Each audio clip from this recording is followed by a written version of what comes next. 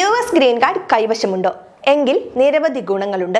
Green card ഉടമയ്ക്ക് അമേരിക്കയിൽ സ്ഥിരമായി താമസിക്കാനും ജോലി ചെയ്യാനും കഴിയുമെന്നതാണ് പ്രധാന നേട്ടം.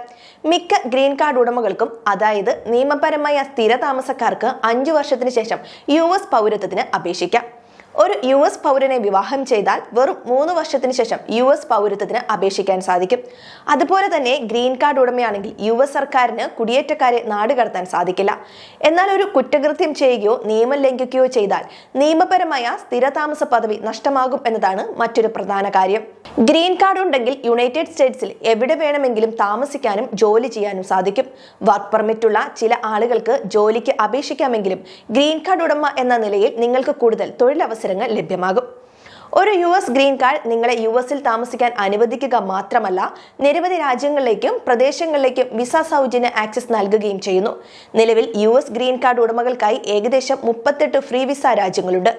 US പാസ്പോർട്ടും ലോകത്തിലെ ഏറ്റവും ശക്തമായ ഒന്നായി കണക്കാക്കപ്പെടുന്നതിനാലാണ് ഇത് ലഭ്യമാകുന്നത്.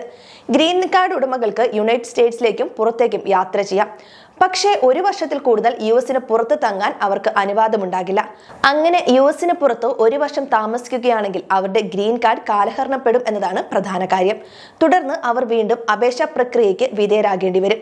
കാർഡ് റിന്യൂ ചെയ്യാൻ അപേക്ഷ കൊടുക്കുമ്പോൾ കാലഹരണപ്പെട്ട ഗ്രീൻ കാർഡ് സമർപ്പിക്കേണ്ടതായിട്ടുണ്ട്. കാർഡ് റിന്യൂ ചെയ്യാൻ ഫോം I-90 ഫയൽ ചെയ്തതിനു ശേഷം ഏലിയൻ ഡോക്യുമെന്റ്, ടെലികമ്മ്യൂണിക്കേഷൻ കാർഡ് എന്നിവ നൽകും. ഗ്രീൻ കാർഡ് ഉണ്ടെങ്കിൽ H-1B വിസ അല്ലെങ്കിൽ മറ്റു കുടിയേറ്റേതര വിസകൾ പോലുള്ള തൊഴിൽ വിസയ്ക്കുള്ള ആളുകൾ പോലുള്ള മറ്റ് വിസ ഹോൾഡർമാരെ അപേക്ഷിച്ച് നിങ്ങൾക്ക് അന്താരാഷ്ട്ര തലത്തിൽ കൂടുതൽ എളുപ്പത്തിൽ യാത്ര ചെയ്യാം. US ഗ്രീൻ കാർഡ് ഉണ്ടെങ്കിൽ കാനഡയിലേക്ക് എളുപ്പത്തിൽ യാത്ര ചെയ്യാൻ സാധിക്കും. കാനഡയുടെ അതിർത്തിയിൽ എത്തിക്കഴിഞ്ഞാൽ പാസ്പോർട്ടും ഗ്രീൻ കാർഡും ഹാജരാക്കിയാൽ യാത്ര എളുപ്പമാകും.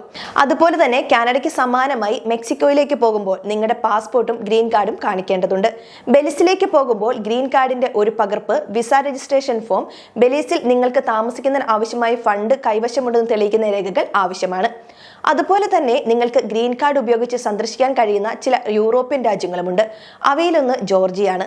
ജോർജിയയിൽ നിങ്ങൾക്ക് നിരവധി മനോഹരമായ സൈറ്റുകൾ, പഴയ നഗര തെരുവുകൾ, പാർക്കുകൾ, ചില പർവ്വതങ്ങൾ എന്നിവ സന്ദർശിക്കാം. അൽബേനിയ, മോണ്ടിനെഗ്രോ, നോർത്ത് മാസിഡോണിയ തുടങ്ങിയ രാജ്യങ്ങൾ ഉൾപ്പെടെ തെക്കൻ യൂറോപ്പിലെ ബാക്കിയുള്ള ഒരു ഇടമാണ് ബാൽക്കൻസ്.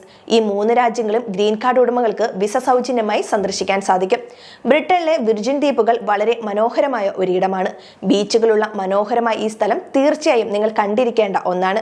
ഇവിടേക്ക് പ്രവേശിക്കണമെങ്കിൽ ഗ്രീൻ കാർഡിന് പുറമെ നിങ്ങളുടെ പാസ്പോർട്ട്, റിട്ടേൺ ഫ്ലൈറ്റ് ടിക്കറ്റ്, കൂടാതെ ദ്വീപുകളിലെ താമസത്തിനുള്ള തെളിവ് എന്നിവയും ആവശ്യമാണ്. ഗ്രീൻ കാർഡ് ഉടമകൾക്ക് വിസയില്ലാതെ സന്ദർശിക്കാൻ കഴിയുന്ന മറ്റൊരു മികച്ച സ്ഥലമാണ് സിംഗപ്പൂർ. US സ്ഥിര താമസക്കാർക്ക് 4 ദിവസത്തേക്ക് മാത്രമായി സൗജന്യമായി യാത്ര ചെയ്യാൻ സാധിക്കുകയുള്ളൂ. നിങ്ങളൊരു ഇന്ത്യൻ അല്ലെങ്കിൽ ചൈനീസ് പൗരനാണെങ്കിൽ മാത്രം ഗ്രീൻ കാർഡ് ഉപയോഗിച്ച് യാത്ര ചെയ്യാൻ കഴിയുന്ന ഒരു ഇടമാണ് പെറു. ഇതുപോലെ US ഗ്രീൻ കാർഡ് ഉപയോഗിച്ച് യാത്ര ചെയ്യാൻ സാധിക്കുന്ന നിരവധി ഇടങ്ങളുണ്ട്.